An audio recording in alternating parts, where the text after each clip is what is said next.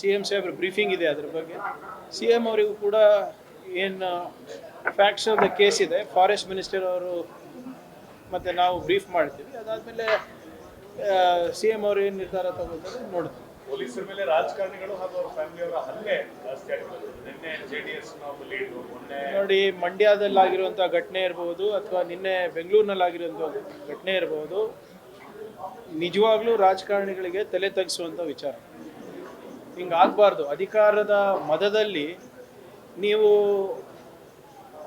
ಯಾರು ನಿಮಗೆ ರಕ್ಷಣೆ ಮಾಡ್ತಾರೆ, ನಿಮ್ಗೆ ಅನುಕೂಲ ಮಾಡಿಕೊಡ್ತಾರೆ, ಅವರಿಗೆ ನೀವು ಕಪಾಳ ಮೋಕ್ಷ ಮಾಡ್ತೀರಾ, ಅವರ ಕೊರಳುಪಟ್ಟಿಯನ್ನು ಹಿಡಿತೀರಾ ಅಂದರೆ ದಿಸ್ ಈಸ್ ನಾಟ್ ಆಕ್ಸೆಪ್ಟೇಬಲ್. ಅದು ಕಾಂಗ್ರೆಸ್ ಇರ್ಬೋದು, BJP ಇರ್ಬೋದು, JDS ಇರ್ಬೋದು, ಯಾರಿಗೂ ಕೂಡ ಇದರಿಂದ ರಿಯಾಯಿತಿ ಇಲ್ಲ.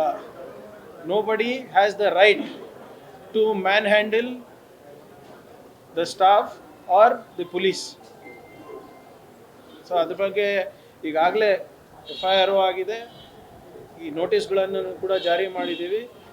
ಇವತ್ತು ಮ್ಯಾಜಿಸ್ಟ್ರೇಟ್ ಮುಂದೆ ಕೂಡ ನಾವು ಕಳಿಸ್ತಾ ಇದ್ದೀವಿ. ಸೊ ಇದರಲ್ಲಿ ಹಿಂದೆ ಮುಂದೆ ನೋಡೋದಿಲ್ಲ. ಯಾರಾದರೂ ಕೂಡ on duty officer, government officer ಇರ್ಬೋದು, ನಮ್ಮ ಗೃಹ ಇಲಾಖೆ ಸಿಬ್ಬಂದಿ ಇರ್ಬೋದು, ಅವ್ರ ಮೇಲೆ ಹಲ್ಲೆ ಮಾಡೋದಾಗಲಿ ಬೇರೆದೇನಾದರೂ ಮಾಡೋದಾಗಲಿ ವಿಲ್ ನಾಟ್ ಬಿ ಟಾಲರೇಟೆಡ್. ನಮ್ಮ ತಪ್ಪಿದರೆ ಖಂಡಿತವಾಗಿ ಕಂಪ್ಲೇಂಟ್ ಕೊಡಿ, ವಿ ವಿಲ್ ಟೇಕ್ ಆ್ಯಕ್ಷನ್. ಆದರೆ ಹೀಗೆ ಕ್ಷುಲ್ಲಕ ವಿಚಾರಗಳಿಗೆಲ್ಲ ನೀವು ನಿಮ್ಮ ಅಧಿಕಾರದ ಅಹಂಕಾರ ತೋರಿಸ್ತೀರಾ ಅಂದರೆ definitely not acceptable. This is not a good message to the society. ಕೊಡ್ಲಿ, ಇವ್ರು ಅವ್ರಿಗೆ ಕೆಲಸ ಏನಿದೆ, ಏನಾಗಿದೆ. ಮತ್ತು ಮೊನ್ನೆ ನಿಮ್ಮ ಬಾಸುರಿ ಸ್ವರಾಜ್ ಅವರು, ಸುಷ್ಮಾ ಸ್ವರಾಜ್ ಅವರ ಮಗಳು MP ಅವರು ನ್ಯಾಷನಲ್ ಆ್ಯಂಥಮ್ ಮಧ್ಯದಲ್ಲೇ ಹೋಗ್ಬಿಟ್ರಲ್ಲ, ಅದಕ್ಕೆ ಯಾಕೆ ಕಂಪ್ಲೇಂಟ್ ಕೊಟ್ಟಿಲ್ಲ ಅವರು? BJP ಯುವ ಮೋರ್ಚಾದವರು. ಇವ್ರ ಹತ್ರ ನಮಗೆ ದೇಶಭಕ್ತಿ ಸರ್ಟಿಫಿಕೇಟ್ ಬೇಕಾಗಿಲ್ಲ ಅಪ್ಪ. ಯಾರು ದೇಶಕ್ಕೆ ಹೋರಾಟ ಮಾಡಿಲ್ಲ, ಯಾವ ಸಂಸ್ಥೆಗಳು ನಮ್ಮ ಬಾವುಟ 52 ವರ್ಷ ಹಾರಿಸೇ ಇಲ್ಲ, ಅವರಿಂದ ನಮಗೆ ಕಲಿಯೋದು ಏನೂ ಇಲ್ಲ.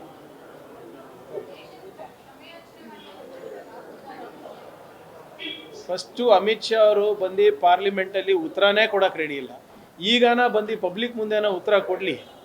ಯಾಕೆ ವಿದ್ಯಾರ್ಥಿಗಳ ಮೇಲೆ ಅವರು ಹಲ್ಲೆ ನಡೆಸಿದ್ರು, ಯಾಕೆ ಟಿಯರ್ ಗ್ಯಾಸ್ ಹಾಕಿದ್ರು, ಯಾಕೆ ಪೆಲೆಟ್ ಗನ್ ಯೂಸ್ ಮಾಡಿದ್ರು, ಯಾಕೆ ಬಿಹಾರ್ನಲ್ಲಿ AK-47 ವಿದ್ಯಾರ್ಥಿಗಳಿಗೆ ತೋರಿಸೋದು, ಅವ್ರು ಕೆಲಸ ಮಾಡೋಕ್ಕೆ ಹೇಳಿ ಫಸ್ಟು.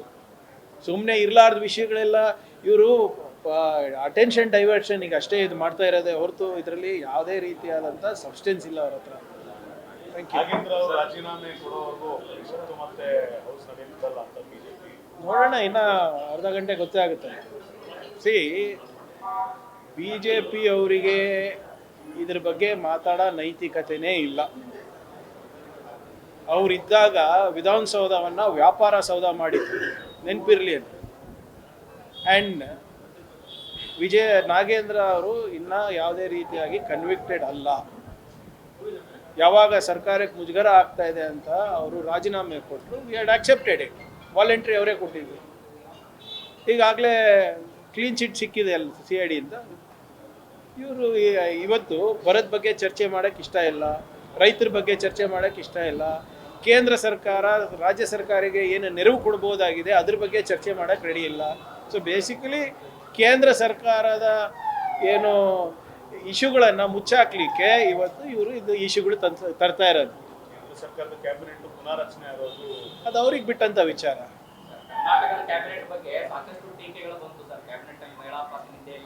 ಎಲ್ಲನೂ ಆಗುತ್ತೆ, ಯಾಕೆ ಗಡಿಬಿಡಿ ಮಾಡ್ತಾ ಇದ್ದಾರೆ?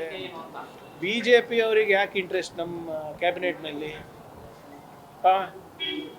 ಅವ್ರಿಗೇನು ಇಂಟ್ರೆಸ್ಟ್ ಇದೆ? ಅವ್ರದ್ದು ಮೇಲ್ಗಡೆ ನಡೀತಾ ಇದೆ ಅಲ್ಲ ಕ್ಯಾಬಿನೆಟ್ ರಿಶಫಲು, ಅಲ್ಲಿ ನೋಡ್ಕೊಳ್ಳಿ.